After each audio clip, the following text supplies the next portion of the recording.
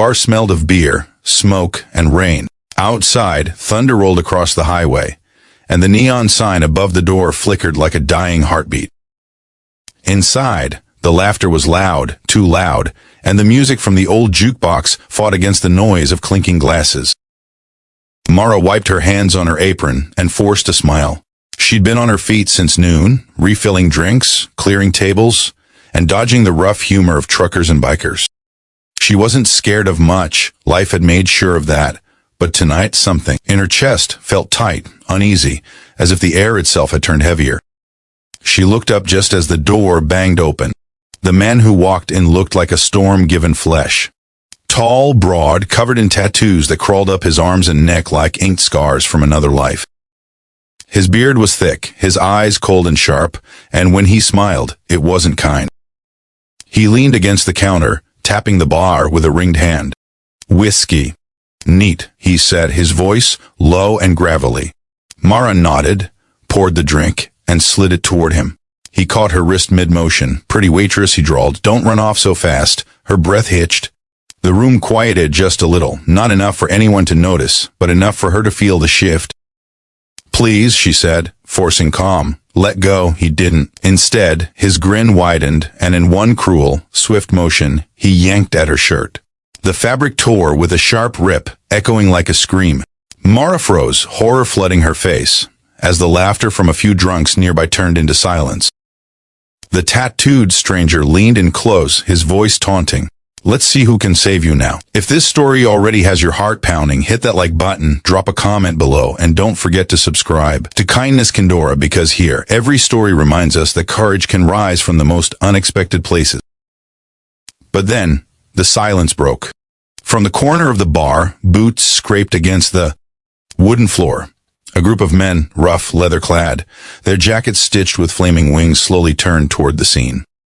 The Hell's Angels. They'd been sitting quietly, keeping to themselves, their laughter drowned beneath the jukebox.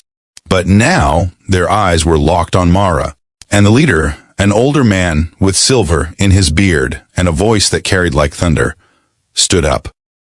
"Let her go," he said. The tattooed stranger looked over his shoulder, smirking. "Or what?" The man stepped closer, every eye in the bar now watching. "Or I'll show you what happens when someone mistakes cruelty for power." Mara stumbled back as the tension thickened. The stranger squared up, chest puffed. "I don't care who you think you are." The older biker didn't speak again. He just moved, fast, silent, and full of purpose. His fist connected with the stranger's jaw, so hard the sound cracked through the air like lightning. Glass shattered.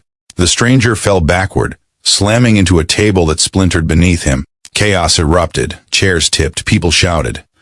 Mara clutched the torn edge of her shirt, tears blurring her vision. Two bikers pulled her behind them, shielding her. Another grabbed the man by his collar and slammed him against the wall. "Apologize," one of them growled.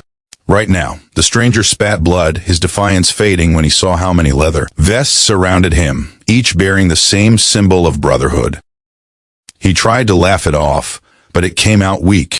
"Didn't mean." "Shut up," the leader snapped. "You think being big means being strong? That's not strength.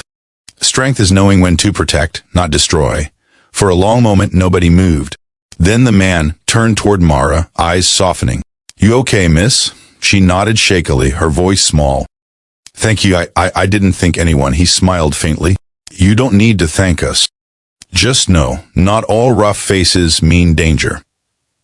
The stranger was dragged outside, humiliated but alive.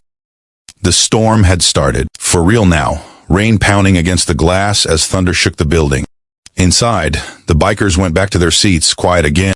Mara stood behind the bar, trying to steady her breathing. Her hands still trembled as she picked up a glass to wipe. The older biker noticed and walked over. "You remind me of my daughter," he said gently. "She works nights too. You ever feel unsafe again, call this number." He slid at a worn card across the counter. It reads simply, "Brotherhood Riders. No one stands alone." Mara blinked back tears. "Why did you help me?" He shrugged. "Because someone once helped me when I didn't deserve it. We all carry the chance to be someone's angel, even if we look like devils." The night wore on. The bar quieted.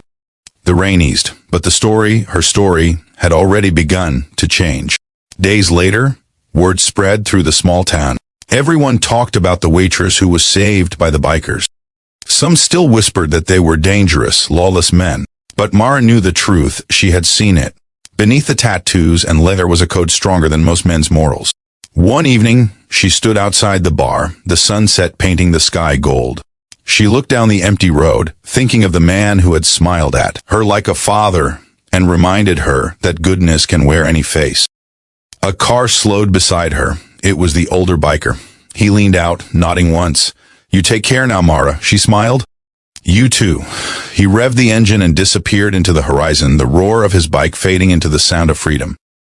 If this story moved your heart, if it reminded you that kindness can come from the unlikeliest souls, please like, share, and subscribe to Kindness Kindora. Your support helps spread stories that heal, inspire, and restore faith in humanity. Sometimes heroes don't wear uniforms or suits. They wear leather, they carry scars, they ride on wheels that echo like thunder. And sometimes the angels we pray for don't fall from heaven, they roar in from the highway. Because kindness doesn't always look gentle. Sometimes it looks fierce. And that night, in a small-town bar under the rain, Mara learned a truth she'd carry forever. Goodness is louder than cruelty when brave hearts choose to stand up.